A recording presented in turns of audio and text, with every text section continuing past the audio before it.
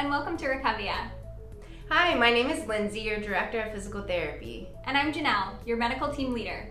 And today we're going to talk to you about healthy lifestyle habits. We'll be discussing nutrition, sleep, and movement, and how these are important in your life and how you can develop healthy lifestyle habits around these areas during your Recovia journey. So let's get started.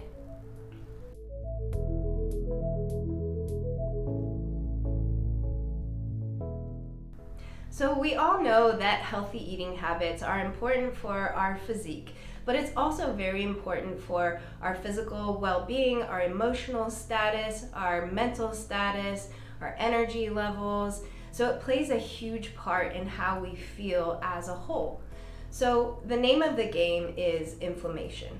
What happens to our body when we eat high inflammatory foods such as processed sugars, heavily processed foods, fast foods, sugary drinks, is it starts to create actual holes in our gut, which can be termed as leaky gut. And when that happens, that allows things into our bloodstream that normally wouldn't be there, and that creates inflammation. That inflammation starts to go systemically throughout our body, and it can affect our joints, our muscles, but it also affects our energy levels, our mood, and how we feel overall going throughout our day. It's important to be mindful of these things and try to make some healthy changes. So instead of your sugary drinks, trying to drink more water, or instead of sweet treats, try to eat more fruits. I would say that sugar is probably the biggest component to that inflammatory process in our body. So if that is the one thing that you could change today, that would be my biggest suggestion. It's also important to be mindful of meal timing. We want to eat throughout our day. We don't want to eat just one big meal at the end of our day. The reason for that is as we eat consistently throughout our day, it keeps our metabolism going.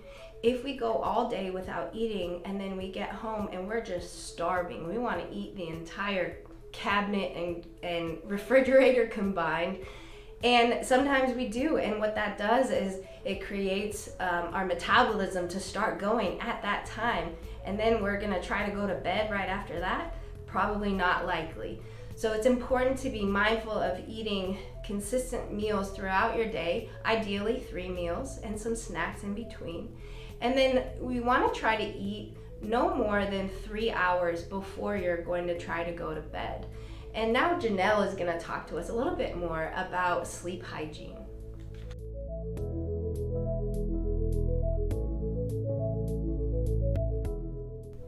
So why is sleep so important?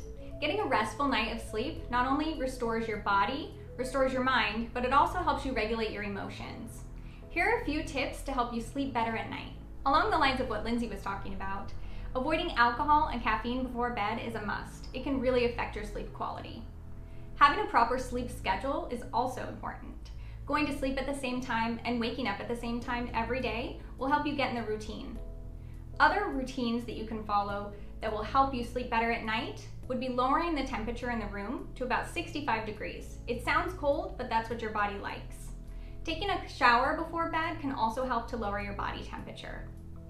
Having no screen time before bed is also important, and lowering the lights in your home will help a lot too. Having complete darkness in the room is also a must. If you can't sleep, get out of bed and walk around. That'll help you to retrain your brain that your bed is only for sleep. Lastly, getting your body ready for bed by calming down your nervous system will be important.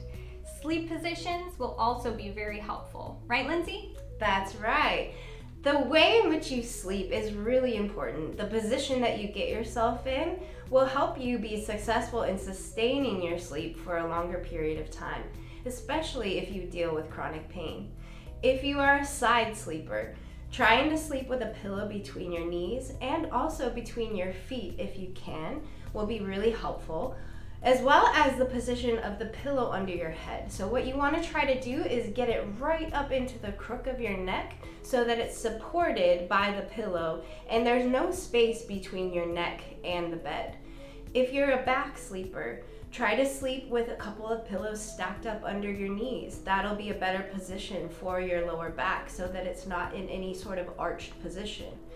If you are a stomach sleeper, and I really recommend that you don't, but if you do, try to put a pillow under one of your arms so that you're not fully flat on your stomach, and it might be a better position for your neck.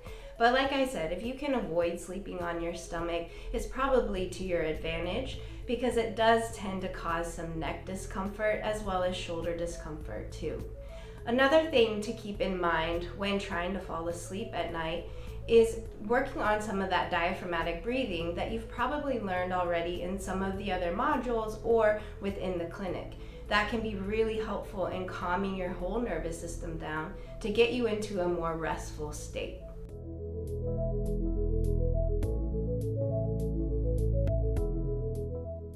Now I want to talk about movement. So movement is important from the very beginning of your day. We want to prepare the body for movement before we even get out of bed.